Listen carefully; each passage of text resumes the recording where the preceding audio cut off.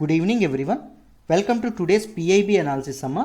ఈరోజు PIB analysis ఏదైతే ఉంటుందో ఈరోజు పిఐబి అనాలిసిస్ ఏ డేట్ అంటే 6th March 2021. So PIB analysis start చేసే ముందు let me make a small announcement. మన ఎల్టీఎక్స్ క్లాసెస్ వాళ్ళు యూపీఎస్సీ ఆఫ్లైన్ క్లాసెస్ ఏవైతే ఉంటాయో వాటిని స్టార్ట్ చేయడం అనేది జరిగింది. లైఫ్ టైం వ్యాలిడిటీతో మీరు ఎన్నాళ్ళు ప్రిపేర్ అవ్వాలంటే అన్నాళ్ళు మీకు జాబ్ వచ్చేంత వరకు మీకు చెప్పడం అనేది జరుగుతుంది. మీకు ఈ యాక్సెస్ అనేది లభిస్తుందండి. So complimentary access to online. Offline తీసుకుంటే ఆఫ్లైన్ ఫీజు ఎంత అంటే కేవలం 60 రూపాయలు. దేశంలోనే లోయెస్ట్ అండి, ఇంతకంటే తక్కువ ఎవరు ఇవ్వరు. 60,000కి లైఫ్ టైం వ్యాలిడిటీ ఇస్తున్నాం. 60,000కి మీకు ఆన్లైన్ ఏదైతే ఉంటుందో ఆన్లైన్ క్లాసెస్ కాంప్లిమెంటరీ యాక్సెస్ కూడా మీకు లభించడం అనేది జరుగుతుంది. బ్యాచెస్ 1st April ఏదైతే ఉంటుందో April 1st నుంచి మీకు స్టార్ట్ అవ్వడం అనేది జరుగుతుందండి. ఎంవిపి కాలనీ వైజాగ్లో మన ఇన్స్టిట్యూట్ అనేది ఉంది. మీరు రీలొకేట్ అవ్వాలన్నా చాలా మంచి ఏరియా వైజాగ్. హాస్టల్ సదుపాయాలు కూడా ఉంటాయి. చక్కగా మీరు హ్యాపీగా ఇది అవ్వచ్చు. సో జాయిన్ అవ్వాలంటే ఈ నెంబర్కి మీరు చక్కగా ఫోన్ చేయండి అమ్మా. Prelims plus mains plus interview అప్రోచ్లో ఉంటుందమ్మా. సో మీకు everyday mains answer writing practice ఏదైతే ఉంటుందో అది చేపిస్తాం. ఎవ్రీడే ఒక క్వశ్చన్ ఇస్తాం. మీరు దానికి ఆన్సర్ రాస్తే మీకు పక్కనే ఉండి మీ ఆన్సర్ని కరెక్ట్ చేసి మీకు కన్స్ట్రక్టివ్ ఫీడ్బ్యాక్ అనేది మేము ఇవ్వడం అనేది జరుగుతుంది. పర్సనల్ గైడెన్స్ పై సురేష్ సార్ అక్కడే ఉంటారు. నేను కూడా అక్కడే ఉంటాను. నారాయణమూర్తి సార్ కూడా అక్కడే ఉంటారు. ఎక్కడి నుంచో వచ్చి చెప్పేసి వెళ్ళిపోయి అలా ఉండదండి. ఒక కల్చర్, ఒక ఫ్యామిలీ లాగా మన అందరం ముందుకు వెళ్ళడం అనేది జరుగుతుంది. అందరం కలిసి మీకు అండగా మీకు జాబ్ వచ్చేంత వరకు మీ పక్కనే ఉండి మేము మీకు మోటివేట్ చేయడం అనేది జరుగుతుందాం. అర్థమైందా? సో ఫీజు 60,000 రూపాయలు. 60,000 రూపాయలు కూడా ఒకసారి కట్టక్కర్లేదు. నెలకు 5,000 చొప్పున కట్టుకోవచ్చు.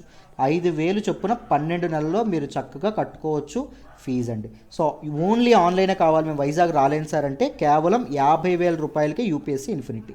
ఇది కూడా prelims plus mains plus interview ఉండడం అనేది జరుగుతుంది. Everyday mains answer writing practice అనేది ఉండడం అనేది జరుగుతుంది. దాంతోపాటు మీరు మధ్యలో ఏపీపీఎస్సీ కానీ టీఎస్పీఎస్సీ నోటిఫికేషన్ పడితే రూపాయి కూడా ఎక్స్ట్రా మీ దగ్గర తీసుకోకుండా ఎక్స్ట్రా సిలబస్ కూడా మీకు కవర్ చేయడం అనేది జరుగుతుంది. మేమే స్వయానా కవర్ చేస్తాం. రూపాయి కూడా ఎక్స్ట్రా తీసుకోవడం అనేది జరగదు. 50,000 రూపాయలు కూడా మీరు ఒకేసారి కట్టక్కర్లేదు. నెలకి 5,000 చొప్పున 10 నెలల్లో చక్కగా కట్టుకోవచ్చు. అండ్ ఆప్షనల్ విషయానికి వస్తే మన ఇన్స్టిట్యూట్లో యాంథ్రోపాలజీ ఆప్షనల్, దాంతోపాటు పబ్లిక్ అడ్మినిస్ట్రేషన్ ఆప్షనల్ అనేది ఉండడం అనేది జరిగింది. ఈ 2 ఆప్షనల్స్లో మీరు ఏదో ఒక ఆప్షనల్ అనేది చక్కగా తీసుకోవచ్చు. ఫీజు ఎంత అంటే దేనికైనా 25,000 రూపాయలు. ఇది కూడా లైఫ్ టైం వ్యాలిడిటీతో వస్తుంది. 25,000 రూపాయలు నెలకి మీరు 5,000 చొప్పున చక్కగా కట్టుకోవచ్చు. లైఫ్ టైం వ్యాలిడిటీ అందిస్తున్నటువంటి కోర్సు. కంప్లీట్గా పర్సనల్ గైడెన్స్ ఉంటుంది. పర్సనల్ సపోర్ట్ అనేది ఉండడం అనేది జరుగుతుంది. ఎక్కువ ఆలోచించమాకండి అమ్మా. వైజ్ డెసిషన్ తీసుకోండి. త్వరగా జాయిన్ అవ్వడానికి ప్రయత్నించండి. April 1st నుంచి క్లాసులు స్టార్ట్ అవుతున్నాయి. April 1st మీకు ఫీజులు పెరగచ్చు, ఎందుకంటే రష్ ఉంటుంది స్టూడెంట్స్ చాలా. సో ఈలోపే మీరు జాయిన్ అవ్వడానికి ప్రయత్నించడం అనేది చేయండి. ఓకేనా? సో మా గైడెన్స్ సపోర్ట్ మీకు ఎప్పుడు ఉంటుంది. మీ పక్కనే ఉండి మేము సపోర్ట్ చేయడం అనేది జరుగుతుంది. రైట్? పర్ఫెక్ట్. ఈరోజు పిఐబి అనాలిసిస్ ఏదైతే ఉంటుందో దాన్ని స్టార్ట్ చేద్దాం. చూడండి, ఈరోజు పిఐబి అనాలిసిస్లో మనం మాట్లాడుకోబోయే మొదటి ఆర్టికల్ వచ్చేసి India Sweden virtual summit. Very very important article regarding GS paper 2. Sweden గురించి మీ అందరికీ తెలిసే ఉంటుంది. Sweden is a Nordic country అండి. It is a Nordic nations, Scandinavian nations, ఇవన్నీ మీరు ప్రిలిమ్స్లో వెరీ వెరీ ఇంపార్టెంట్ అండి. నాకు స్కాండినేవియన్ నేషన్స్ అని వేటిని అంటారో నాకు మీరు కామెంట్ బాక్స్లో తెలియజేయండి అమ్మ. ఇదిగోండి ఇక్కడ ఉంది చూసారు, ఇది మన తాలూకా ఇండియా. అండ్ ఇక్కడ ఉండేటటువంటిది ఏదైతే ఉంటుందో ఇది స్వీడన్. సో రెండింటి మధ్య వర్చువల్ సమిట్ ఏదైతే ఉంటుందో వర్చువల్ సమిట్ అవ్వడం అనేది జరిగింది. సో ఇంతకీ నార్డిక్ రీజియన్లో ఉండేటటువంటి కంట్రీస్ ఏంటమ్మా అంటే నార్డిక్ కంట్రీస్ అని వేటిని అంటాము. డెన్మార్క్ ఏదైతే ఉంటుందో డెన్మార్క్, నార్వే ఏదైతే ఉంటుందో నార్వే, స్వీడన్ ఏదైతే ఉంటుందో స్వీడన్, దాంతోపాటు ఫిన్లాండ్ ఏదైతే ఉంటుందో ఫిన్లాండ్, అండ్ ఐస్లాండ్ ఏవైతే ఉంటుందో ఐస్లాండ్, అండ్ దాంతోపాటు అదర్ దగ్గరలో ఉండేటటువంటి రీజియన్స్ అయినటువంటి గ్రీన్లాండ్ ఒకటి, దాంతోపాటు అలాండ్ ఒకటి, దాంతోపాటు ఫారో ఐలాండ్స్ ఏవైతే ఉంటాయో ఫారో ఐలాండ్స్, ఇవన్నీ కలిపి నార్డిక్ కంట్రీస్ అని చెప్పి మనం అనడం అనేది జరుగుతుంది. మనకి ఇండియాకి నార్డిక్ నేషన్స్ ఏవైతే ఉన్నాయో వీటికి మధ్య సంబంధ బాంధవ్యాలు అనేవి అంత క్లోజ్గా లేవండి. ఎప్పటి వరకు లేవు? మన ఎయిటీన్లో మన తాలూకా ప్రైమ్ మినిస్టర్ నరేంద్ర మోడీ గారు మన నార్డిక్ కంట్రీస్ ఏవైతే ఉన్నాయో ప్రతి ఒక్క కంట్రీని విజిట్ చేయడం అనేది జరిగింది. అండ్ ద గ్రూప్ సమిట్ కూడా అన్నింటితో కలిపి గ్రూప్ సమిట్ కూడా అయింది. ఎందుకు సార్ ముందు రిలేషన్స్ బాగాలేవు అంటే కోల్డ్ వార్ టైంకి వెళ్ళాలండి. కోల్డ్ వార్ అనేది ఎవరికి జరిగింది మీ అందరికీ తెలుసు. After the end of world war II ప్రపంచ యుద్ధం రెండవ ప్రపంచ యుద్ధం ఏదైతే ఉంటుందో అది 1945లో అస్తమించిన తర్వాత ప్రపంచంలో 2 సూపర్ పవర్స్ సుపీరియారిటీ కోసం 2 కంట్రీస్ 2 నేషన్స్ ఏవైతే ఉన్నాయో అవి ఇదవ్వడం అనేది జరిగింది. ఒకటి USA, రెండవది ఏంటమ్మా USSR. ఈ రెండింటి మధ్య కోల్డ్ వార్ మొదలవ్వడం అనేది జరిగింది. ఈ టైంలో మనం నాన్ అలైన్మెంట్ అని బయటికి చెప్పినప్పటికీ, అంటే గోడ మీద పిల్లల మధ్యలోనే ఉన్నప్పటికీ ఎంతో కొంత సపోర్ట్ మనం రష్యాకి ఇవ్వడం అనేది జరిగింది. But these northern Europe countries ఏవైతే ఉన్నాయో దే ఆర్ విత్ USA అండి ఆ టైంలో. అర్థమైందా? అందుకు కోల్డ్ వార్ టైం నుంచి మనకి వాళ్ళకి కాస్త పడకపోవడం అనేది జరిగింది. బట్ ఈ మధ్య రిలేషన్స్ ఏవైతే ఉన్నాయో మళ్ళీ బిల్డ్ అవుతున్నాయి and it is very good thing అండి. సో ఇప్పుడు న్యూస్లోకి ఎందుకు వచ్చిందంటే ఇండియా స్వీడన్ వర్చువల్ సమిట్ ఏదైతే ఉంటుందో ఇది అనేది జరిగింది. ఇప్పుడు నిన్ననే జరగడం అనేది జరిగింది. ప్రైమ్ మినిస్టర్ నరేంద్ర మోడీ గారు and prime minister of kingdom of Sweden. స్వీడన్లో ఇంకా స్వీడన్ ఈజ్ నాట్ రిపబ్లిక్ అండి, ఇట్ ఈజ్ ఎ మొనార్కీ. ఒక మొనార్క్ అక్కడ పరిపాలించడం అనేది జరుగుతుంది. స్టెఫన్ లోఫెన్ ఎవరైతే ఉన్నారో ఇద్దరు మధ్య వర్చువల్ సమిట్ ఏదైతే ఉంటుందో అది జరగడం అనేది జరిగింది. దీనిలో 2 కంట్రీస్ మధ్య bilateral issues and other regional and multilateral issues ఏవైతే ఉన్నాయో వీటన్నింటినీ డిస్కస్ చేయడం అనేది జరిగింది. మల్టీలేటరల్ అంటే ఒక దేశం కంటే ఎక్కువ దేశాలు ఏవైతే ఉన్నాయో ఆ ఇష్యూస్ అండి, వివిధ దేశాలకు మధ్య ఉండేటటువంటి ఇష్యూస్. బైలేటరల్ ఇష్యూస్ అంటే 2 దేశాల మధ్య ఉన్నటువంటి ఇష్యూస్. సో 2 కంట్రీస్ యొక్క మ్యూచువల్ ఇంట్రెస్ట్కి సంబంధించినటువంటి 2 కంట్రీస్ యొక్క పీపుల్ ఇంట్రెస్ట్ ఏదైతే ఉంటుందో according to the interest of 2 nations ఆ ఇష్యూస్ ఏవైతే ఉన్నాయో వాటిని డిస్కస్ చేయడం అనేది జరిగిందమ్మా ఈ సమ్మిట్లో. So prime minister Narendra Modi గారు he expressed solidarity with the people of Sweden in the wake of violent attack on 3rd March. రీసెంట్గా 3rd మార్చ్లో స్వీడన్లో ఒక వైలెంట్ అటాక్ అనేది ఇవ్వడం అనేది జరిగింది. And prayed early recovery of the injured people అనే వాళ్ళు త్వరగా కోలుకోవాలని చెప్పి ఇది అవ్వడం అనేది జరిగింది. ఏంటి సార్ అటాక్ జరిగింది స్వీడన్లో 3rd మార్చ్ 2021 అంటే a man armed with the axe, ఒక కొడవల్ లాంటిది పట్టుకొని ఆయన 8 పీపుల్ మీద అటాక్ చేయడం అనేది జరిగింది. దీనిలో 8 పీపుల్ ఇంజూర్ అవ్వడం అనేది జరిగిందమ్మా. అర్థమైందా? In a southern Swedish town on Wednesday March 3rd అవ్వడం అనేది జరిగింది. అండ్ అతన్ని షూట్ చేసి అరెస్ట్ కూడా చేయడం అనేది జరిగింది. ఆ 8 మంది త్వరగా కోలుకోవాలని చెప్పి మన నరేంద్ర మోడీ గారు ఆశాభావం వ్యక్తం చేయడం అనేది జరిగింది. అండ్ ఈ stood solidarity, he express solidarity with Sweden prime మినిస్టర్కి తన తాలూకా సానుభూతి ఏదైతే ఉంటుందో అది తెలియజేయడం అనేది జరిగింది. Prime minister Stephen Lofven said a possible terrorist motive was being investigated. దీని వెనక ఒక టెర్రరిస్ట్ మోటివ్ ఏదైనా ఉందేమో, ఒక ఉగ్రవాది దాడి అయి ఉండొచ్చు ఇది. ఎందుకంటే లేకపోతే మామూలుగా ఇలాంటివి జరగవు. ముఖ్యంగా Sweden is a democratic nation అండి. ప్రజల చేత ఇదవ్వడం అనేది జరుగుతుంది. దాంతోపాటు it is a peace loving nation. So peace, దాంతోపాటు ఫ్రీడమ్ లవింగ్ నేషన్. ఫ్రీడమ్ అనేది ఉండాలి అని కోరుకునేటటువంటి కంట్రీ. ఆ కంట్రీలో ఇలాంటి దురాగతమైనటువంటి చర్యలు మామూలుగా జరగవు. బట్ ఎందుకు జరిగాయంటే that might be the reason with a terrorist motive. ఒక ఉగ్రవాద దాడి అని చెప్పి మన తాలూకా స్వీడన్ ప్రైమ్ మినిస్టర్ ఎవరైతే ఉన్నారో ఆయన చెప్పడం అనేది జరిగిందమ్మా. The prime minister fondly recalled his 2018 visit. ఇందాక చెప్పాను కదా మన తాలూకా ప్రైమ్ మినిస్టర్ నరేంద్ర మోడీ గారు నార్డిక్ నేషన్స్ ఏవైతే ఉన్నాయో నార్డిక్ నేషన్స్ అన్నింటి దగ్గరికి వెళ్ళడం అనేది జరిగింది. సో గ్రూప్గా, ఇండివిజువల్గా సందర్శించారు, దాంతోపాటు ఒక గ్రూప్గా కూడా అందరితో మాట్లాడడం అనేది జరిగింది. అర్థమైందా? To Sweden for first India Nordic summit ఎక్కడైంది? స్టాక్హోమ్లో అవ్వడం అనేది జరిగింది. అర్థమైందా? నార్డిక్ కంట్రీస్తో ఈ సమిట్ ఏదైతే ఉంటుందో ఇది అవ్వడం అనేది జరిగింది. To revive the relations between India and Nordic nations అమ్మ. And the India visit of their majesties the king and queen of Sweden in December 2019. So 2019లో ఏం చేశారు, అక్కడ విజిట్ చేసి మన తాలూకా స్వీడన్లో ఉండేటటువంటి, చెప్పాను కదా మొనార్కీ, ఇంకా it is not a republic, ఇంకా మొనార్కీ అనేది అక్కడ దీనిలో ఉందని చెప్పి, ప్రివలెంట్గా ఉందని చెప్పి అక్కడ కింగ్ అండ్ క్వీన్కి కూడా విజిట్ చేయడం అనేది జరిగింది. వాళ్ళని కూడా కలుసుకోవడం అనేది జరిగింది.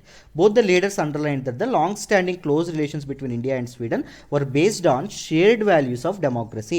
రెండు కంట్రీస్ డెమోక్రసీ, ప్రజాస్వామ్యం ఏదైతే ఉంటుందో, the ideology behind the two countries is political ideology ఏంటి, డెమోక్రసీ. రూల్ ఆఫ్ లా ఏదైతే ఉంటుందో, రూల్ ఆఫ్ లా అంటే ఒక పుస్తకం రూల్ చేస్తుంది, ఒక కాన్స్టిట్యూషన్ బేస్డ్ అడ్మినిస్ట్రేషన్ ఏదైతే ఉంటుందో అది జరుగుతుంది. అధికారం మొత్తం ఒక వ్యక్తి చేతిలో ఉండదు, సెంట్రలైజ్డ్ గవర్నెన్స్ అనేది ఉండదు. అర్థమైందా? సో అధికారం మొత్తం, పవర్ మొత్తం ఒక వ్యక్తి చేతుల్లో డిక్టేటర్షిప్ ఉండేటటువంటి కంట్రీస్, నియంతృత్వ పాలన ఉండేటటువంటి దేశాల్లో ఉంటుంది. బట్ ఇక్కడ మాత్రం ఉండదమ్మా. దాంతోపాటు ప్లూరలిజం అంటే ఏంటి, డైవర్సిటీ ఎక్కువగా ఉండడం. అంటే వివిధ రకాలైనటువంటి ట్రైబ్స్ కానీ, వివిధ రకాలైనటువంటి రిలీజియన్స్ కానీ, లేకపోతే వివిధ రకాలైనటువంటి religious, culturals and drivers groups ఏవైతే ఉన్నాయో వాళ్ళందరూ కోఎగ్జిస్ట్ అయ్యి ఒక టెరిటరీలో ఉండడం ఏదైతే ఉంటుందో దట్ ఈజ్ ప్లూరలిజం అమ్మ. ఈక్వాలిటీ ఏదైతే ఉంటుందో, సమానత్వం. మనకి ఆర్టికల్ 14 ఏదైతే ఉంటుందో ఇది ఈక్వాలిటీ గురించి చెప్తుంది కదా, right to equality. And freedom of speech ఏదైతే ఉంటుందో, ఈ ఫ్రీడమ్స్ అని దేనిలో ఉన్నాయి, ఆర్టికల్ 19లో ఉండడం అనేది జరిగింది.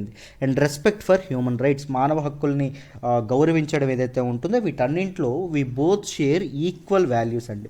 ఎవరెవరు, మనము, దాంతోపాటు స్వీడన్ ఏదైతే ఉంటుందో స్వీడన్, రెండు ఈక్వల్ వాల్యూస్ షేర్ చేసుకోవడం అనేది జరుగుతుంది.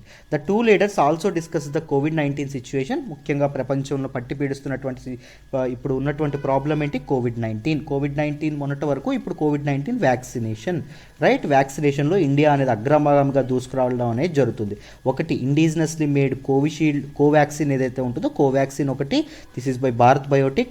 అండ్ కోవిషీల్డ్ ఏదైతే ఉంటుందో, కోవిషీల్డ్. మన వ్యాక్సిన్స్ అనేవి ప్రపంచ మార్కెట్లో ఇది అవ్వడం అనేది జరుగుతుంది. ఇండియా అనేది చాలా కంట్రీస్కి ఇది పంపించి వ్యాక్సిన్ డిప్లొమసీ ఏదైతే ఉంటుందో దాన్ని కూడా స్టార్ట్ చేయడం అనేది జరిగిందాం. ఇంక్లూడింగ్ ద వ్యాక్సిన్ చెప్పాను కదా ఇప్పుడే, COVID-19 situation and vaccination drive, and stresses the need for vaccine equity by providing urgent and affordable access to vaccines across all nations. Vaccine nationalism అనేటటువంటి కాన్సెప్ట్ ఏదైతే ఉంటుందో దాన్ని మనం చదువుకున్నాం. అంటే కొన్ని కంట్రీస్ యొక్క పీపుల్, కొన్ని కంట్రీస్కి మాత్రమే వ్యాక్సిన్స్ పరిమితం అవ్వడం ఏవైతే ఉంటాయో, the countries with deep pockets, అంటే డెవలప్డ్ కంట్రీస్, ముఖ్యంగా బాగా డబ్బులు ఎక్కువ ఉన్నటువంటి కంట్రీస్ ఏవైతే ఉన్నాయో అవి వ్యాక్సిన్స్ అని బుక్ చేసుకుంటాయండి. సో అండర్ డెవలప్డ్ కంట్రీస్, దాంతోపాటు డెవలపింగ్ కంట్రీస్కి వ్యాక్సిన్స్ అనేవి అందకపోవడం అనేది జరుగుతుంది. సో ఈక్విటీ అనేది మెయింటైన్ చేయాలి, ఈక్వాలిటీ అనేది మెయింటైన్ చేయాలి, ఈక్వల్గా వ్యాక్సిన్స్ ఏవైతే ఉన్నాయో వాటికి యాక్సెసిబిలిటీ అనేది ఉండాలి అనే విధంగా ఈ టూ లీడర్స్, ముఖ్యంగా Sweden prime minister and Narendra Modi గారు, మన ప్రైమ్ మినిస్టర్ నరేంద్ర మోడీ గారు డిస్కస్ చేసుకోవడం అనేది జరిగిందమ్మా ఈ సమిట్లో. ఐ హోప్ ఈ పర్టికులర్ ఆర్టికల్ ఏదైతే ఉంటుందో ఇది మీ అందరికీ అర్థమైందని అనుకుంటున్నాను. మరొకసారి చెప్తున్నాను, స్కాండినేవియన్ నేషన్స్ ఏవైతే ఉన్నాయో అవి ఏంటో నాకు ఒకసారి కామెంట్ బాక్స్లో తెలియజేయండి.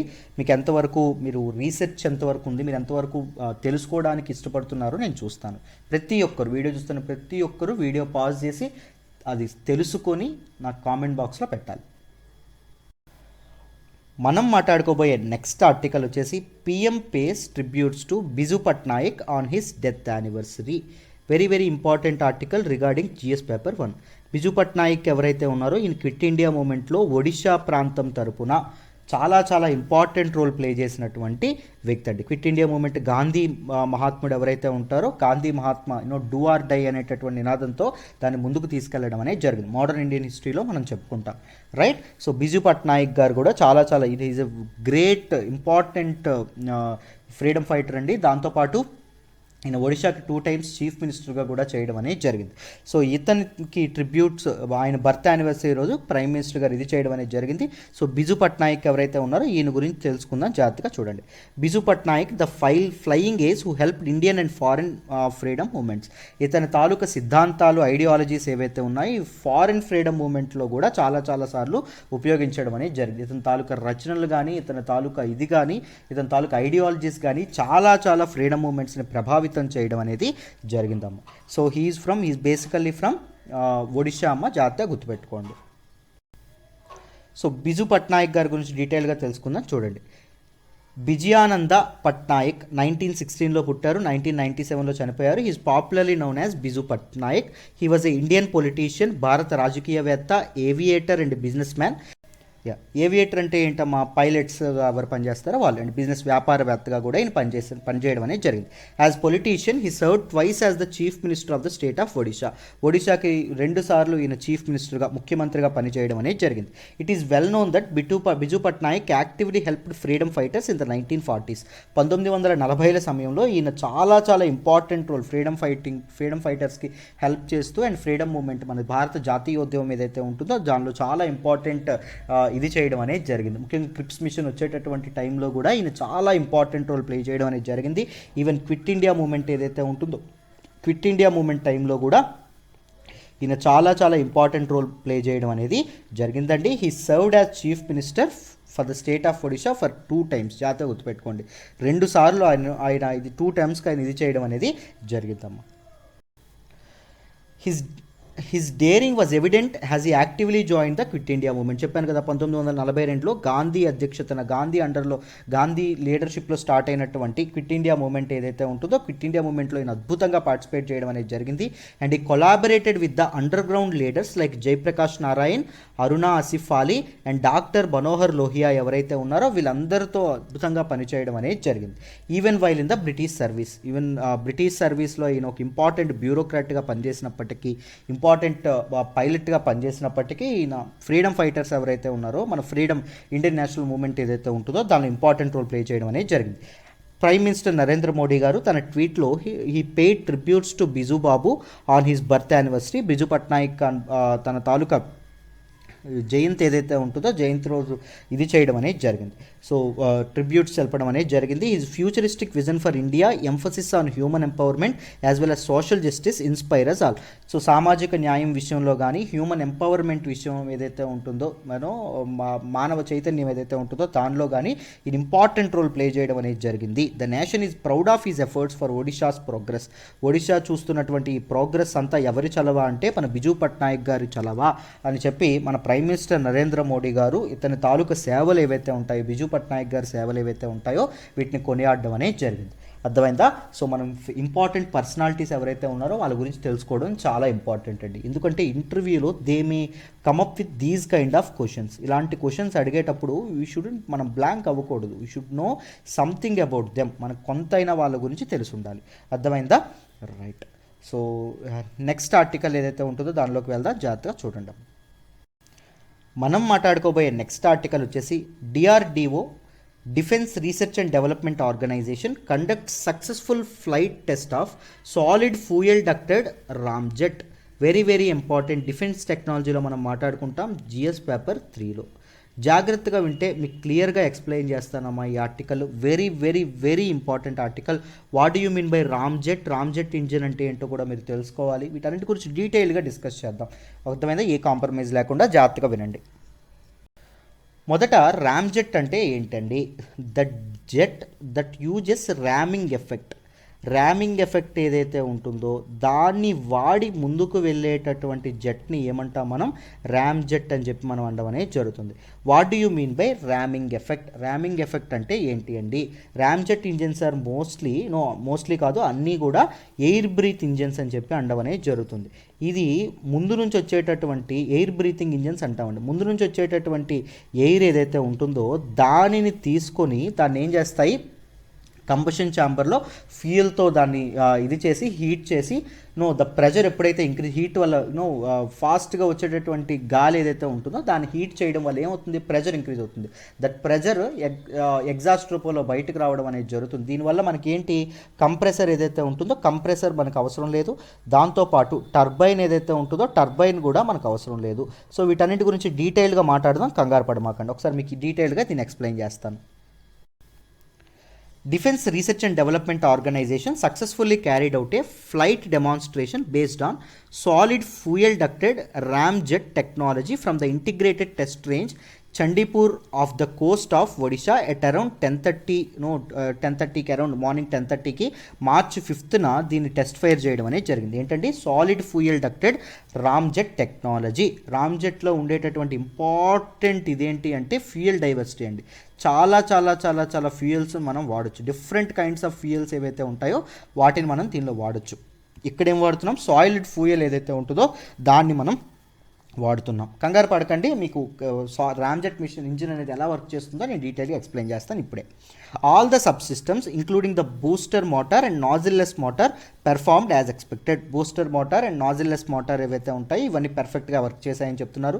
And during the test many new technologies were proven including solid fuel based ducted ramjet technology. So many ఈ న్యూ టెక్నాలజీ అయినటువంటి solid fuel based ducted ramjet technology అనేది పర్ఫెక్ట్గా వర్క్ అవ్వడం అనేది జరిగింది. అండ్ డిఆర్డిఓ ఏదైతే ఉంటుందో it is very happy about it. So ఈ న్యూ టెక్నాలజీ అనేది సక్సెస్ఫుల్గా ఎప్పుడైతే ఇదైందో, సో ఇన్నోవేషన్ ఉపయోగించి వీ కెన్ మన తాలూకా మ్యానుఫ్యాక్చరింగ్ ఏదైతే defence manufacturing and defence technology advancement ఏదైతే ఉంటుందో దాన్ని మనం ఇది చేయడం అనేది జరుగుతుంది. So let us understand solid fuel based ducted ramjet technology. ఇదేంటో చూద్దాం. చూడండి, it is a missile propulsion technology jointly developed by India and Russia. India and Russia develop చేసినటువంటి ఒక missile propulsion technology. So propulsion అంటే ఏంటమ్మా? Propulsion అంటే pushing are pulling, మూమెంట్కి ఏ మూమెంట్కైనా ఇదయ్యేటటువంటిది ఇది. So missile propulsion అంటే ఏంటంటే మిసైల్ని పుష్ చేసేటటువంటి లేదా పుల్ చేసేటటువంటి టెక్నాలజీ. సో దీన్ని ఎవరు ఇది చేశారు? ఇండియా అండ్ రష్యా కలిపి సంయుక్తంగా దీన్ని ఇది చేయడం అనేది జరిగిందమ్మా, దీన్ని కనుగొనడం అనేది జరిగింది. It will help both India surface to air and air to surface missiles. So surface to air missiles, surface నుంచి ఎయిర్కి అండ్ ఎయిర్ నుంచి సర్ఫేస్ ఏదైతే ఉంటుందో సర్ఫేస్కి మిసైల్స్ అనేవి ఇదవ్వడం అనేది జరుగుతుంది. రెండింటిని క్రియేట్ చేయడానికి ఇదవ్వడం అనేది జరుగుతుంది. To perform better and enhance their strike range. So వాటి తాలూకా స్ట్రైక్ రేంజ్ ఎన్హాన్స్ చేయడానికి, ఎక్కువ దూరంగా ఉండేటటువంటి టార్గెట్ ఏదైతే ఉంటుందో దాన్ని కొట్టడానికి, దాంతోపాటు దాని పెర్ఫార్మెన్స్ అనేది బెటర్ చేయడానికి and making the more lethal, more డేంజరస్గా వాటిని తయారు చేయడానికి ఈ టెక్నాలజీ, ఇప్పుడు వాడినటువంటి టెక్నాలజీ ఏదైతే ఉంటుందో చాలా ఉపయోగపడుతుందంట. With it India can have fastest long range missiles in 2 categories. Fastest long range missiles, ఎక్కువ రేంజ్, ఎక్కువ దూరంలో ఉండేటటువంటి టార్గెట్ని కొట్టేటటువంటి ఫాస్టెస్ట్ మిసైల్స్ అనేవి ఇదవ్వడం అనేది జరుగుతుంది. Provided full fledged and multilayered area protection from hostile attacks. So full fledged and multilayered aerial protection కూడా ఒకవేళ శత్రువుల తాలూకు అటాక్స్ ఏవైతే ఉన్నాయో వాటి గురించి కూడా తప్పించుకునేందుకు వీటికి ఒక ప్రొటెక్షన్ సిస్టమ్ కూడా సరిగ్గా పెట్టడం అనేది జరిగిందంటమ్మా. సో ఇంతకీ రామ్జెట్ అంటే ఏంటో తెలుసుకుందాం. చూడండి, ramjet is a form of air breathing jet engine that uses the vehicle's forward motion to compress incoming air for combustion without a rotating compressor. So compressor అనేది ఉండదు, రొటేట్ చేయేటటువంటి టర్బైన్ ఏదైతే ఉంటుందో turbine కూడా అవసరం లేదు. మీకు అర్థం కాలేదు కదా, నేను చెప్తాను చూడండి. ఇక్కడ ఒక డయాగ్రామ్ వేస్తున్నాను చూడండి, ఇలా ఉంటుందండి రామ్జెట్. ఫస్ట్ ఒక ఇన్లెట్ అనేది ఉంటుంది, దీన్ని ఇన్లెట్ అంటాం. ఇన్లెట్ అని చెప్పి దీన్ని అండం అనేది జరుగుతుంది. ఇక్కడ ఎగ్జాస్ట్ అవుతుంది. సో ఎగ్జాస్ట్ ఎప్పుడైతే బయటకు వస్తుందో ఏం జరుగుతుంది? రాకెట్లు బయటకు వచ్చినప్పుడు అది పుష్ చేస్తుంది ముందుకి. పుష్ చేసేటప్పుడు ఏమవుతుంది? ముందున్నటువంటి ఎయిర్ ఏదైతే ఉంటుందో అది with super sonic velocity. Super sonic అంటే ఏంటి? సౌండ్ కంటే ఎక్కువ వెలాసిటీ ఏదైతే ఉంటుందో, ఎక్కువ వెలాసిటీతో ఎయిర్ అనేది ఈ ఇన్లెట్ లోపలికి వెళ్ళడం అనేది జరుగుతుంది. ఈ ఇన్లెట్ లోపలికి వెళ్ళిన తర్వాత ఎయిర్ ఏమవుతుంది అంటే సోనిక్ వెలాసిటీకి రావడం అనేది తగ్గుతుంది. ఒక్కసారిగా ఎయిర్ తాలూకు వెలాసిటీ అనేది తగ్గిపోతుంది. నెక్స్ట్ ఎయిర్కి ఎంత ఫాస్ట్గా మోతుందంటే ఎయిర్కి ఏముంటుంది? కైనెటిక్ ఎనర్జీ అనేది ఉంటుంది, గుర్తుపెట్టుకోండి. కైనెటిక్ ఎనర్జీ అనేది ఎయిర్కి ఉంటుంది. ఇప్పుడు సోనిక్ అవుతుంది. సోనిక్ తర్వాత ఏమవుతుంది? సౌండ్ యొక్క వెలాసిటీ కంటే తగ్గిపోతుంది, దాన్ని సబ్సోనిక్ వెలాసిటీ అంటాం. తర్వాత ఛాంబర్లో సబ్సోనిక్ వెలాసిటీతో ఉండడం అనేది జరుగుతుంది. ఈ సబ్సోనిక్ వెలాసిటీతో వచ్చినటువంటి ఎయిర్కి మనం ఏమవుతాం? బయట నుంచి ఏం ఇంజెక్ట్ చేస్తామంటే ఫ్యూయల్ ఇంజెక్ట్ చేస్తాం, ఎనీ ఫ్యూయల్ గొట్టాల ద్వారా. ఈ ఫ్యూయల్ ఏం చేస్తుంది? బర్న్ అవుతుంది, ఎయిర్కి బర్న్ అయ్యి ఆ ఎయిర్ని సుమారు 1500 నుంచి 2000 డిగ్రీ సెంటిగ్రేడ్ వరకు వేడి చేయడం అనేది జరుగుతుంది. ఆల్రెడీ ఇంత సూపర్ సోనిక్ వెలాసిటీతో వచ్చేటటువంటి ఎయిర్ ఒక్కసారిగా వెలాసిటీ తగ్గడం వల్ల దాని మీద ఒక ఒత్తిడి పడడం అనేది జరుగుతుంది. అర్థమైందా? సమ్ స్ట్రెస్ పడడం అనేది జరుగుతుంది. అండ్ ఎప్పుడైతే ఆ ఒత్తిడి పడినటువంటి ఎయిర్ని మనం ఎప్పుడైతే బర్న్ చేస్తున్నామో, ఎప్పుడైతే దాని టెంపరేచర్ ఆల్మోస్ట్ 1500-2000 డిగ్రీ సెల్సియస్ వరకు పెంచుతున్నామో ఏం జరుగుతుంది? ప్రెజర్ ఏదైతే ఉంటుందో ప్రెజర్ ఎక్స్పాండ్ అవుతుంది. ప్రెజర్ పెరుగుతుంది. సో ప్రెజర్ పెరిగి ఆ ఎగ్జాస్ట్ ఏదైతే ఉంటుందో ఎగ్జాస్ట్ బయటకు వస్తుంది, సో దట్ మళ్ళీ మూవ్ అవ్వడం అనేది జరుగుతుంది. దీనికి సెపరేట్ కంప్రెసర్ ఏదైతే ఉంటుందో, ప్రెజర్ పెంచడానికి కంప్రెసర్ ఏదైతే ఉంటుందో కంప్రెసర్ అవసరం లేదు. అండ్ ఈ టర్బైన్ ఏదైతే ఉంటుందో టర్బైన్ కూడా దీనికి అవసరం లేకుండా చక్కగా ఇది పనిచేయడం అనేది జరుగుతుంది. అర్థమైందా? సో ఎయిర్ అనేది ముందు నుంచి వచ్చేటటువంటి ఎయిర్ని కూడా తీసుకుంటుంది కాబట్టి దీన్ని ఎయిర్ బ్రీతింగ్ జెట్ ఇంజిన్ అని చెప్పి మనం అనడం అనేది జరుగుతుంది. దీనే లోపలికి ఎప్పుడైతే తీసుకుంటుందో దీనే ర్యామింగ్ ఎఫెక్ట్ అని కూడా మనం అంటాం. ఈ ఎయిర్ బ్రీతింగ్ సిస్టమ్ ఏదైతే ఉంటుందో దాన్నే మనం ర్యామింగ్ ఎఫెక్ట్ అని కూడా అంటాం. అందుకే అది ర్యామ్ జెట్ అవ్వడం అనేది జరిగింది. Jet that uses ramming effect. అర్థమైందా? Very very simple. Fuel is injected in the combustion chamber where it mixes with the hot compressed air and ignites. So ఇక్కడ చూడండి, this is what compression chamber. ఈ compression ఛాంబర్లో fuel ఏదైతే ఉంటుందో fuel inject చేస్తాం, అక్కడ air ఏదైతే ఉంటుందో అది ఇగ్నైట్ అవ్వడం అనేది జరుగుతుంది, hot air. So ramjet powered vehicles requires an assisted take off like a rocket assist to accelerate it to a speed where it begins to produce thrust. So చెప్పాను కదా. సో ఇంతకీ మరి ఇది ఫస్ట్ ఇనిషియల్గా ఇది అవ్వాలంటే ఏముండాలి? ఫస్ట్ ఒక అసిస్టెడ్ టేక్ ఆఫ్ ఏదైతే ఉంటుందో టేక్ ఆఫ్ ఉండడం అనేది జరగాలి. ఎందుకంటే స్పీడ్ అనేది యాక్సిలరేట్ అయితేనే, స్పీడ్గా ఇది ముందుకెళ్తేనే ఇక్కడ సూపర్ సోనిక్ ఎయిర్ ఏదైతే ఉంటుందో అది డ్రా చేయగలం. లేకపోతే మామూలు ఎయిర్ వస్తుంది ఇన్లెట్లోకి. మామూలు ఎయిర్ పనికొస్తుందా అంటే పనికిరాదు. పనికొస్తుంది కానీ కంప్రెసర్ ఉంటేనే పనికొస్తుంది. కానీ ర్యామ్జెట్ ఏం చెప్పాం? మనకు కంప్రెసర్ అవసరం లేకుండా పనిచేస్తుందని చెప్పాం. సో ఏం జరగాలి ఇప్పుడు? సో ఆ స్పీడ్ అటైన్ అయ్యేంత వరకు ఒక అసిస్టెడ్ టేక్ ఆఫ్ ఏదైతే ఉంటుందో అవి ఉండాలండి. అర్థమైందా? రైట్. సో మీకు ర్యామ్జెట్ అంటే ఏంటో కూడా డీటెయిల్డ్గా అర్థమైందనే అనుకుంటున్నానమ్మా. ఐ హోప్ ఈ పర్టికులర్ ఆర్టికల్ ఏదైతే ఉంటుందో ఇది మీ అందరికీ డీటెయిల్డ్గా అర్థమైందని అనుకుంటున్నాం. మనం ఎప్పుడైనా నేర్చుకునేటప్పుడు ఇంత డీటెయిల్డ్గా ఇంత కాంప్రహెన్సివ్గా నేర్చుకోవాలి. అప్పుడే మీకు డీటెయిల్డ్గా పర్ఫెక్ట్గా అర్థం అవ్వడం అనేది జరుగుతుంది. సో ఏమైనా డౌట్స్ ఉంటే ఏం మొహమాట పడకుండా కామెంట్ బాక్స్లో అడగండి, నేను చక్కగా డీటెయిల్డ్గా చెప్తాను. ఓకేనా? సో నెక్స్ట్ ఆర్టికల్ ఏదైతే ఉంటుందో దాన్ని డిస్కస్ చేద్దాం. చూడండి అమ్మ, మనం మాట్లాడుకోబోయే నెక్స్ట్ ఆర్టికల్ వచ్చేసి very very very very important article regarding మెయిన్స్కి చాలా చాలా చాలా ఇంపార్టెంట్ ఆర్టికల్. నన్ను నమ్మండి, ఇలాంటి ఆర్టికల్స్ తప్పకుండా ఎపిర్ అవ్వడం అనేది జరుగుతుంది. మీకు ఇదొక ఎడిటోరియల్ లాంటి ఆర్టికల్ అండి. పిఐబి వాళ్ళు డీటెయిల్డ్గా ఇవ్వడం అనేది జరిగింది. సో డీటెయిల్డ్గా దీన్ని డిస్కస్ చేద్దాం, జాగ్రత్తగా వినండి. Rebuttal to Freedom House report on India's declining status as a free country. So ఈ ఫ్రీడమ్ హౌస్ ఏదైతే ఉంటుందో that is an NGO and it gave its report on India's declining status as a free country. ఈ Freedom House అనేది ఒక report ఇది చేయడం అనేది జరిగింది. ఆ రిపోర్ట్ యొక్క టైటిల్ ఏంటి? డెమోక్రసీ అండర్ సీజ్ అనేటటువంటి ఒక రిపోర్ట్ అనేది ఇచ్చిందండి. దీనిలో ఇండియా యొక్క స్టేటస్ అనేది ఫ్రీ కంట్రీగా పడిపోతుంది. India is no more a free country అని చెప్పి మనకి వీళ్ళు ఎవరైతే ఉన్నారో ఈ రిపోర్ట్లో వాళ్ళు చెప్పడం అనేది జరిగింది. It has declined it status to partly free. India is not completely free, it is partly free country అని చెప్పడం అనేది జరిగింది.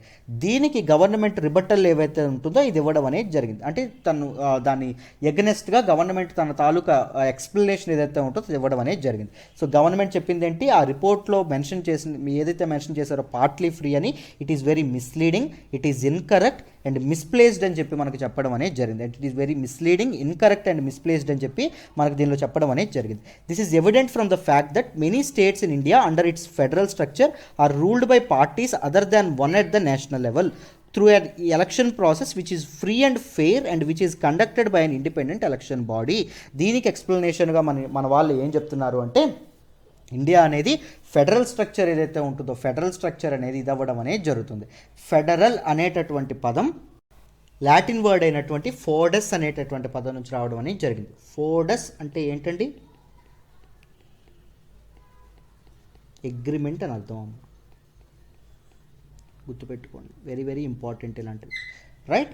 సో చూడండి, సో ఇండియా అనేది ఫెడరల్ స్ట్రక్చర్ ఫాలో అవుతుంది and it is ruled by different parties. Central గవర్నమెంట్లో ఉండేటటువంటి parties స్టేట్స్లో ఉంటాయా? ఉండవు. ఇప్పుడు మన ఆంధ్రప్రదేశ్ తీసుకోండి, ఇప్పుడు సెంట్రల్లో ఏది ఉంది? బీజేపీ గవర్నమెంట్ అనేది ఉంది. సో స్టేట్లో ఏమొచ్చింది? మనకి వైఎస్ఆర్సీపీ ఉంది మన ఆంధ్రప్రదేశ్లో. అదే తెలంగాణలో చూసుకుంటే టీఆర్ఎస్ ఉంది. సో అది ఫాలో అవుతుంది అండ్ ఎలక్షన్స్ కూడా ఒక ఫెయిర్ అండ్ ఒక perfect free and fair election process ద్వారా ఇదవ్వడం అనేది జరుగుతుంది. And it will be election process కూడా it will be conducted by an independent election body. So మన ఎన్నికల సంఘం ఏదైతే ఉంటుందో, ఎన్నికల కమిషన్ ఏదైతే ఉంటుందో దానికి స్వయం ప్రతిపత్తి ఉంది, అటానమీ అనేది ఉంది. దాని గురించే ఇక్కడ కూడా చెప్పడం అనేది జరుగుతుంది. మీరెవరు, ఇండియా ఈజ్ పార్ట్లీ ఫ్రీ అని చెప్పి మన ఇండియా అనేది కౌంటర్ ఇవ్వడం అనేది జరిగిందమ్మా. దేనికి? మన తాలూకా ఫ్రీడమ్ హౌస్ ఇచ్చినటువంటి రిపోర్ట్లో, డెమోక్రసీ అండర్ సీజ్ అనేటటువంటి రిపోర్ట్లో ఇండియాని పార్ట్లీ ఫ్రీ అని చెప్పినటువంటి ఆ స్టేట్మెంట్కి. సో మొదట రిబటల్ టు స్పెసిఫిక్ పాయింట్స్కి ఇండియా ఎలా సమాధానం చెప్పిందో చూడండి. సో వాళ్ళు ఏం చెప్పారు? Discriminatory policies against Muslims in India and north east Delhi riots. So north east ఢిల్లీలో అయినటువంటి అల్లర్లు, దాంతోపాటు ముస్లిమ్స్కి ఎగెనెస్ట్గా పాలసీస్ ఉన్నాయని చెప్పడం అనేది జరిగింది. సో దీనిలో ఏం చెప్పారు అంటే, government of India treats all its citizens with equality as enshrined under the constitution of the country. Article 14 ఏదైతే ఉంటుందో, రాజ్యాంగంలో ఆర్టికల్ 14లో రైట్ టు ఈక్వాలిటీ అనేటటువంటిది భారత పౌరులకు కల్పించడం అనేది జరిగింది. దాని ప్రకారమే గవర్నమెంట్ ఆఫ్ ఇండియా ఏదైతే ఉంటుందో, గవర్నమెంట్ ఆఫ్ ఇండియా కూడా తన పని తాను చేసుకుపోతుందని చెప్పడం అనేది జరిగింది.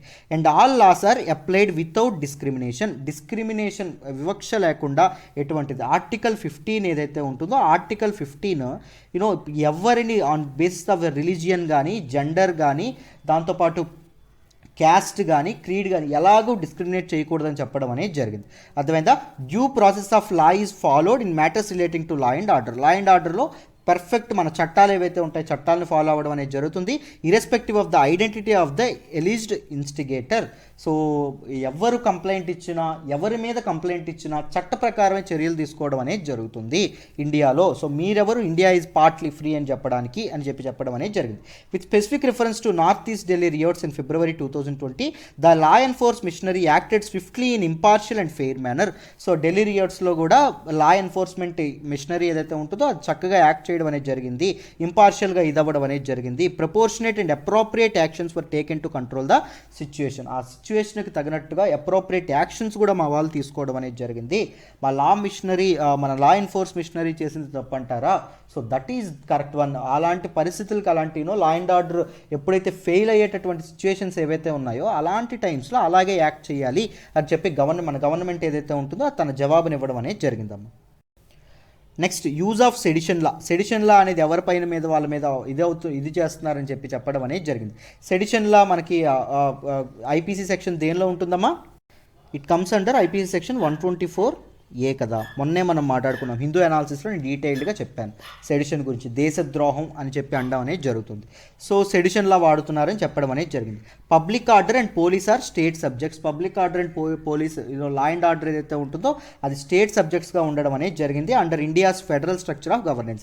మన ఇండియన్ కాన్స్టిట్యూషన్లో there will be 7th schedule అనేది ఉండడం అనేది జరుగుతుంది. ఈ 7th షెడ్యూల్లో 3 లిస్టులు ఉంటాయండి. ఒకటి యూనియన్ లిస్ట్, రెండవది స్టేట్ లిస్టు, మూడవది ఏంటమ్మా అంటే కాన్కరెంట్ లిస్టు. సో ఈ స్టేట్ లిస్ట్లోకి వచ్చేటటువంటివి ఏంటి అమ్మా అంటే, ల్యాండ్ ఒకటి వస్తుంది, దాంతోపాటు మనకి లా అండ్ ఆర్డర్ ఏదైతే ఉంటుందో, లా అండ్ పబ్లిక్ ఆర్డర్, దానే లా అండ్ ఆర్డర్ అంటాం. లా అండ్ ఆర్డర్ కూడా స్టేట్ గవర్నమెంట్స్కి రావడం అనేది జరుగుతుంది. And the state governments are responsible for maintaining law and order, including investigation కానీ, రిజిస్ట్రేషన్ కానీ, ప్రాసిక్యూషన్ ఆఫ్ క్రైమ్స్ కానీ, protection of life and property కానీ. ఇదంతా ఎవరి చేతుల్లో ఉంటుంది? రాష్ట్ర ప్రభుత్వాల చేతుల్లో ఉండడం అనేది జరుగుతుంది. దోస్ కన్సర్న్ స్టేట్ గవర్నమెంట్స్ అవన్నీ చూసుకుంటాయి. Therefore measures as deemed fit are taken by law enforcement authorities to preserve public ఆర్డర్ని ప్రిజర్వ్ చేయడానికే లా ఎన్ఫోర్స్మెంట్ మిషనరీ ఏదైతే ఉంటుందో అది తీసుకుంటుంది. కానీ సో మీరే ఆలోచించండి, సెంట్రల్ గవర్నమెంట్లో ఉండేటటువంటి పార్టీ స్టేట్ గవర్నమెంట్స్లో ఉంటుందా? ఉండదు. స్టేట్ గవర్నమెంట్స్లో లేనప్పుడు రాష్ట్ర ప్రభుత్వాల లిస్టులో ఉండేటటువంటి పబ్లిక్ ఆర్డర్ని సెంట్రల్ గవర్నమెంట్ ఎలా మేనేజ్ చేస్తుంది? మేనేజ్ చేయలేదు. How you are saying India is partly free అని చెప్పి మన గవర్నమెంట్ ఏదైతే ఉంటుందో అది తిరిగి జవాబు ఇవ్వడం అనేది జరిగిందమ్మా. Government response to COVID-19 through lockdown. So లాక్డౌన్లో గవర్నమెంట్ రెస్పాన్స్ ఏదైతే ఉంటుందో response between March 16 to 23 most of the state governments, union territories resorted to partial or full lockdown in their respective state union territory based on their assessment of COVID-19 situation. Country wide lockdown announce చేయకముందానే state governments ఏం చేస్తున్నాయి? Partial lockdowns అనేవి విధ చేయడం అనేది జరిగింది. Any mass movement of people would have spread the disease rapidly through the country. So వీళ్ళు ఏం చెప్పారు అంటే, వితౌట్ ఎనీ ఇంటిమేషన్ లేకుండా లాక్డౌన్ విధించడం వల్ల వలస కార్మికులు కానీ ఇలాంటి చాలా మంది వ్యక్తులు ఎవరైతే ఉంటారో వాళ్ళు చాలా నష్టపోయారు. కొంతమంది రైలు పట్టాల మీద ప్రాణాలు కోల్పోవడం అనేది జరిగింది. గర్భిణీలు సైతం నడుస్తూ వెళ్ళడం అనేది జరిగింది. ప్రతి ఒక్కరూ చాలా ఇబ్బంది పడడం అనేది జరిగింది. So without any proper intimation government తీసుకున్నటువంటి చర్యని చాలామంది క్రిటిసైజ్ చేయడం అనేది జరిగింది. బట్ గవర్నమెంట్ దానికి ఏం సహాయం చేసింది, ఏం జవాబు ఇచ్చింది? ఒకవేళ అలాంటివి ఏం చేయకుండా మేము డైరెక్ట్గా ఇది చేసుంటే ఇన్ కేసు ఏమయ్యేది, కోవిడ్-19 అనేది విపరీతంగా స్ప్రెడ్ అవ్వడం అనేది జరిగిందని చెప్పడం అనేది జరిగింది. Taking into consideration these facts, the global experience and need for consistency in the approach and implementation of various containment measures across the country, a nation wide lockdown was announced. So perfect measures తీసుకోవడానికి global experiences and approach and implementation strategies వీటన్నింటిని దృష్టిలో పెట్టుకునే మేము national wide lockdown అనేది announce చేసాం, country wide lockdown అనేది announce చేసాము. So అంతకు మించి మా చేతుల్లో ఇంకేం లేదు. ముఖ్యంగా India is a country with population of సుమారు 130 crores అండి, నియర్లీ 130 crores. సో అందరినీ మాస్ మూమెంట్ ఆపడం అనేది చాలా కష్టం. But we are very successful in contain the కోవిడ్-19 డిసీజ్. కోవిడ్-19 మనం కట్టడి చేయడంలో మేము చాలా చాలా సక్సెస్ఫుల్గా మారాం, right? So though education levels తక్కువ ఉన్నా, దో అవేర్నెస్ ఇవేవైతే ఉంటాయో అవి తక్కువ ఉన్నప్పటికీ వీఆర్ వెరీ సక్సెస్ఫుల్ అని చెప్పి గవర్నమెంట్ చెప్పడం అనేది జరిగిందమ్మా. అండ్ నెక్స్ట్ అలాగే డిఫరెంట్ పాయింట్స్ కూడా ఇది చేయడం అనేది జరిగింది. Government response on human rights organisations ఏవైతే ఉన్నాయో వాటి మీద గవర్నమెంట్ ఇది చేసినటువంటి చర్య. Because they are not following the rules framed by India. So India యొక్క రూల్స్ వాళ్ళు ఫాలో అవ్వకపోతే ఏ హ్యూమన్ రైట్స్ ఆర్గనైజేషన్ అయినా మేము not for that matter any organisation అయినా మేము కట్టడి చేయాల్సి ఉంటుంది. బికాజ్ ఇండియా యొక్క సావరెంటీ అండ్ ఇంటిగ్రిటీ ఇది చేయడానికి that is very very important అని చెప్పడం అనేది జరిగింది. Intimidation of economics and journalist and crack down on expression of dissent by media houses ఏవైతే ఉంటాయో వాటన్నిటిని ఇది చేశారు అని చెప్పడం అనేది జరిగింది. దానికి కూడా వీళ్ళు ఏం చెప్పారు అంటే మన రాజ్యాంగంలో ఆర్టికల్ 19 ఉంది. అది freedom of speech and expression ఏదైతే ఉంటుందో, freedom of speech and expression అనేది ఉంటుంది. ప్రెస్ ఫ్రీడమ్ ఏదైతే ఉంటుందో, ప్రెస్ ఫ్రీడమ్ మా ఇండియా ఇచ్చినట్టు ఇంకెవరు ఇవ్వరు. ప్రెస్ యొక్క పత్రికా స్వేచ్ఛ ఏదైతే ఉంటుందో మేము అద్భుతంగా దాన్ని కల్పించడం అనేది జరుగుతుంది. మీరు మాకు చెప్పక్కర్లేదు. మాకు ఒక ఇండిపెండెంట్ జ్యుడిషియరీ కూడా ఉంది. And they can always complaint to judiciary ఏదైతే ఉంటుందో, అవర్ జ్యుడిషియల్ సిస్టమ్ ఏదైతే ఉంటుందో that will take care of things. So మీరు దాని గురించి ప్రశ్నించాల్సినటువంటి అవసరం ఏం లేదు అని చెప్పడం అనేది జరిగింది. అండ్ ఇంటర్నెట్ షట్ డౌన్ ఏదైతే ఉంటుందో, ఇంటర్నెట్ షట్ డౌన్ అనేది కంప్లీట్లీ ఇంటర్నల్ సెక్యూరిటీ ఏదైతే ఉంటుందో మా ఇంటర్నల్ సెక్యూరిటీని కాపాడుకోవడానికి, external aggression and cross border terrorism ఏదైతే ఉంటుందో, పాకిస్తాన్ నుంచి క్రాస్ బోర్డర్ టెర్రరిజం వల్ల వన్ ఆఫ్ ద విక్టిమ్ ఏంటి అంటే the state of the union territory of Jammu and Kashmir and the union territory of Ladakh. ఈ రెండింటిలో టెర్రరిస్ట్ యాక్టివిటీస్ అనేవి ఎక్కువగా ఉండడం అనేది జరిగింది. మన సిపాయిలు, మన జవాన్ల మీద కూడా ఎక్కువ అటాక్స్ జరుగుతూ ఉన్నాయి. So internet shut down is inevitable. So some mobilisations కానీ కమ్యూనికేషన్ అనేది కాస్త కట్టడి చేయాలి అంటే, చెక్ పెట్టాలి అంటే we have to make these kind of things అని చెప్పడం అనేది జరిగిందండి. FCRA amendment leading to freezing of Amnesty International assets has led to decline in ranking. So foreign contribution regulation amendment ఏదైతే ఉంటుందో, రెగ్యులేషన్ యాక్ట్లో అమెండ్మెంట్ ఏదైతే తీసుకొచ్చారో దానిలో భాగంగా దానిలో ముఖ్యంగా ఏం చేశారు అంటే ఫారిన్ కంట్రీస్ నుంచి కంట్రిబ్యూషన్స్ అనేవి ఆపడానికి కొన్ని షరతులు పెట్టడం అనేది జరిగింది. There will be one bank account, అది కూడా SBI ఢిల్లీ బ్రాంచ్ ఆఫీస్కి సంబంధించినటువంటి ఒక బ్యాంక్ అకౌంట్ ఓపెన్ చేయాలి. ఏ ఫారిన్ కంట్రిబ్యూషన్స్ అయినా ఆ అకౌంట్లోనే పడాలి. ఇలాంటి సిస్టమ్స్ అనేవి తీసుకురావడం అనేది జరిగింది. మీరు గమనిస్తే లాస్ట్ ఇయర్ మనం అక్టోబర్ ఆర్ సెప్టెంబర్ ఆ టైంలో మనం ఎక్కువగా దీని గురించి చెప్పుకున్నాం, FCRA అమెండ్మెంట్ రూల్స్ గురించి, రైట్? దాంతోపాటు యామ్నెస్టీ ఇంటర్నేషనల్ అనేటటువంటి ఒక హ్యూమన్ రైట్స్ ఆర్గనైజేషన్ ఏదైతే ఉంటుందో దాన్ని కూడా మీరు ఇది చేయడం అనేది జరిగింది. దాని తాలూకు అసెట్స్ ఏవైతే ఉంటాయో ఫ్రీజ్ చేశారు. ఎందుకంటే యామ్నెస్టీ ఇంటర్నేషనల్ తాలూకా అసెట్స్ ఫ్రీజింగ్ ఎందుకు చేశారు అంటే దాని తాలూకు యాక్షన్స్ ఏవైతే ఉన్నాయో సమ్ కంట్రిబ్యూషన్స్ దానికి వస్తున్నటువంటి ఫారిన్ కంట్రిబ్యూషన్స్ ఏవైతే ఉన్నాయో దానివల్ల చాలా ప్రాబ్లమ్స్ ఉండడం అనేది, దానిలో సమ్ ఇరెగ్యులారిటీస్ అవకతవకలు కనిపించడం అనేది జరిగింది. అందుకే యామ్నెస్టీ ఇంటర్నేషనల్ అసెట్స్ అనేవి ఫ్రీజ్ చేశాము. అంతకు మించి ఇంకేం లేదు. అఫ్కోర్స్ యామ్నెస్టీ ఇంటర్నేషనల్ తాలూకా అసెట్స్ ఫ్రీజ్ చేయడం పట్ల UK కానీ USA కానీ ఇవన్నీ చాలా కన్సర్న్స్ లేవనెత్తడం అనేది జరిగింది. But Indian government it is a matter of our internal matter మాకు అది. సో మా తాలూకా మేము ఇచ్చేటటువంటి రూల్స్ ఎవరు పాటించకపోయినా ఇదే పని జరుగుతుంది అనే విధంగా గవర్నమెంట్ అనేది అసెట్స్ సీజ్ చేయడాన్ని కంటిన్యూ చేయడం అనేది జరిగింది. అర్థమైంది. ఈవెన్ FCRA అమెండ్మెంట్ రూల్స్ ఏవైతే ఉన్నాయో ఇంటర్నేషనల్ వైడ్ చాలా చాలా క్రిటిసిజం వచ్చినప్పటికీ వాటిని కూడా కంట్రోల్ చేయడం అనేది జరిగిందాం, రైట్? యా. సో వీటన్నిటి గురించి ఇండియా అనేది తన సమాధానం ఏదైతే ఉంటుందో అది ఇలా తెలపడం అనేది జరిగింది. మెయిన్స్కి చాలా చాలా ఇంపార్టెంట్ అందుకే ఇంత డీటెయిల్డ్గా చెప్పడం అనేది జరిగింది. మనం మాట్లాడుకోబోయే నెక్స్ట్ ఆర్టికల్ వచ్చేసి Shri Arjun Munda inaugurates GI Mahotsav at Lal Bahadur Shastri National Academy of Administration Mussoorie. So ఈ జిఐ మహోత్సవ్ ఏదైతే ఉంటుందో ఈ జిఐ మహోత్సవ్ని ఇది చేయడం అనేది జరిగింది. ఇంతకీ జిఐ ట్యాగ్ అంటే ఏంటి, వీటన్నిటి గురించి డీటెయిల్డ్గా తెలుసుకుందాం. జాగ్రత్తగా వినండమ్మా, మీకు క్లియర్గా అర్థమవుతుంది. Tribal Cooperative Marketing Development Federation Limited, TRIFED ఏదైతే ఉంటుందో ఇట్ ఈస్ ఆర్గనైజింగ్ జిఐ మహోత్సవ్ని ఆర్గనైజ్ చేయడం అనేది జరుగుతుంది in collaboration with Lal Bahadur Shastri National Academy of Administration LBSNAA and Ministry of Culture ఏదైతే ఉంటుందో యూపీఎస్సీ వాళ్ళకి ఇది చాలా ఇష్టమైనటువంటి ప్లేస్ యాస్పిరెంట్స్కి కదా, రైట్. సో అక్కడ దాంతోపాటు మినిస్ట్రీ ఆఫ్ కల్చర్ వాళ్ళ తాలూకా ఆధ్వర్యంలో జిఐ మహోత్సవ్ ఏదైతే ఉంటుందో జిఐ మహోత్సవ్ని ఆర్గనైజ్ చేయడం అనేది జరిగింది. ఎవరండి ఆర్గనైజ్ చేశారు? ట్రైఫెడ్ ఎప్పుడండి ఎస్టాబ్లిష్ చేయడం అనేది జరిగింది? 1987లో ఎస్టాబ్లిష్ చేయడం అనేది జరిగింది. జాగ్రత్తగా గుర్తుపెట్టుకోండమ్మా. Tribal Cooperative Marketing Development Federation Limited. GI Mahotsav is the exhibition and demonstration of the various GI products from across the country. దేశవ్యాప్తంగా ప్రొడ్యూస్ అయినటువంటి జిఐ ట్యాగ్ ఉన్నటువంటి ప్రొడక్ట్స్ ఏవైతే ఉంటాయో వాటి తాలూకా ఎగ్జిబిషన్ అండ్ డెమాన్స్ట్రేషన్, దాంతోపాటు వాటికి market access, international market access పెంచడం, దాంతోపాటు వాటికి గ్లోబల్ బ్రాండింగ్ ఏదైతే ఉంటుందో బ్రాండింగ్ ఇవ్వడం కోసం ఈ జిఐ మహోత్సవ్ ఏదైతే ఉంటుందో దీని గవర్నమెంట్ అనేది ఆర్గనైజ్ చేయడం అనేది జరుగుతుందమ్మా. ఇందుకు ఈ జిఐ అంటే ఏంటి, జిఐ ట్యాగ్ అంటే ఏంటి, జోగ్రఫికల్ ఇండికేషన్ అంటే ఏంటో డీటెయిల్గా తెలుసుకుందాం. జాగ్రత్తగా వినండి. What is GI? Geographical indication అంటే ఏంటో చూద్దాం. చూడండి, geographical indications refer to A type of intellectual property. It is A type of intellectual property protection which identifies goods with a geographical region. So ఒక ఇంటలెక్చువల్ ప్రాపర్టీ, ఇప్పుడు ఒక dish ఉంది, ఒక వ్యక్తి తన తాలూకా క్రియేటివిటీ కానీ తన తాలూకా ఇదేదైతే ఉంటుందో అది ఉపయోగించి ఇన్నోవేషన్ ఏదైతే ఉంటుందో దాన్ని ఉపయోగించి ఒక ప్రోడక్ట్ని తయారు చేయడం అనేది జరుగుతుంది. సో వాటికి మనం జిఐ ట్యాగ్ ఇవ్వడం అనేది జరుగుతుంది. సో అలా తయారు చేసినటువంటి వ్యక్తి యొక్క ప్రోడక్ట్ ఏదైతే ఉంటుందో దాన్ని ప్రొటెక్ట్ చేయాల్సినటువంటి బాధ్యత ఉంటుంది.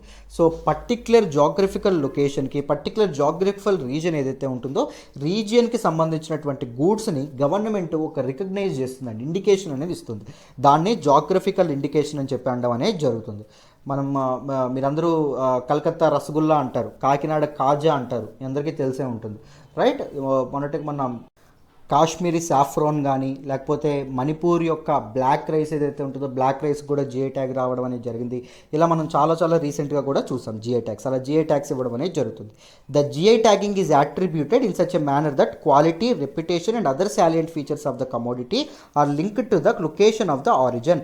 ఆ ప్రోడక్ట్ ఎక్కడైతే ఆరిజిన్ అవుతుందో, ఎక్కడైతే పుడుతుందో, ఎక్కడైతే తయారు చేయబడుతుందో దానికి లింక్ చేయడం అండి. దేన్ని? క్వాలిటీని, రెప్యుటేషన్ని అండ్ అదర్ సాలియంట్ ఫీచర్స్ ఏవైతే ఉంటాయి సాలియంట్ ఫీచర్స్. సింపుల్గా జిఐ ట్యాగ్ ఇవ్వడం వల్ల ఏం జరుగుతుంది అంటే ఆ ప్రోడక్ట్ యొక్క బ్రాండింగ్ అనేది పెరుగుతుంది. అర్థమైందా? ఒక పలానా దీనిలో తయారు చేసినటువంటి, ఆ పలానా ఏరియాలో తయారు చేసినటువంటి ప్రోడక్ట్ ఏదైతే ఉంటుందో ఆ ప్రోడక్ట్ బ్రాండింగ్ అనేది పెరగడం వల్ల అక్కడ ఉన్నటువంటి కళాకారులు ఎవరైతే ఉంటారో ఆ రీజియన్లో ఉండేటటువంటి ఆ ప్రోడక్ట్ తయారు చేసేటటువంటి లేకపోతే ఆ ప్రోడక్ట్ మీద ఆధారపడినటువంటి వ్యక్తులు, ఎకనామికల్గా డిపెండ్ అయినటువంటి వ్యక్తులు ఎవరైతే ఉంటారో వాళ్ళు ప్రాస్పర్ అవుతారండి. సో కాంపిటీషన్ ఏదైతే ఉంటుందో కాంపిటీషన్ అనేది తగ్గించడానికి సింపుల్గా. The GI tag for a product can be used only by legitimate users in the residents of the territory of origin. So GI tag అనేది ఆ ప్రోడక్ట్కి ఎవరు యూజ్ చేయొచ్చు? Legitimate users in the residents of the territory of origin. So ఇప్పుడు కలకత్తా రసగుల్లా అన్నాం. So Calcutta రసగుల్లాలో ఆ కలకత్తాకు చెందినటువంటి ప్రజలు ఎవరైతే ఉంటారో వాళ్ళు మాత్రమే జిఐ ట్యాగ్ ఏదైతే ఉంటుందో అది వాడుకోవడానికి వీలుంటుంది. మిగిలిన వాళ్ళు ఇప్పుడు నేను ఇక్కడ తయారు చేసి, నేను ఇప్పుడు ఆంధ్రప్రదేశ్లో ఉంటూ తయారు చేసి దానికి ట్యాగ్ ఇవ్వచ్చు, అలాగా ఇవ్వకూడదు. Because that is authentication, that is recognition of that particular product linking with the geographical location, geographical region of the product. అర్థమైందా? Very simple. The tribes India GI Mahotsav ఏదైతే ఉంటుందో it is GI Mahotsav invaluable treasures of incredible India is an exhibition. So దాని తాలూకా full name చూడండి, the tribes India GI Mahotsav Invaluable Treasures of Incredible India. This is an exhibition of GI tagged products and more than 40 GI registered proprietors and GI authorized users and tribal artisans are participating and showing their region specific products in this event. So different people వాళ్ళ తాలూకా GI products ఏవైతే ఉంటాయి, GI tag geographical indication ఉన్నటువంటి products ఏవైతే ఉంటాయో వాటితో ముందుకు రావడం అనేది జరిగింది. ఆల్ ద స్టేక్ హోల్డర్స్ అండి, ఎవరైతే ప్రొప్రైటర్స్ ఎవరైతే ఉంటారో వాళ్ళు, ఆథరైజ్డ్ యూజర్స్, ట్రైబల్ ఆర్టిస్టులు ఎవరైతే ఉంటారో వాళ్ళు, వీళ్ళందరూ వచ్చి ఈ పర్టికులర్ ఈవెంట్ ఏదైతే ఉంటుందో దానిలో పార్టిసిపేట్ చేయడం అనేది జరిగింది.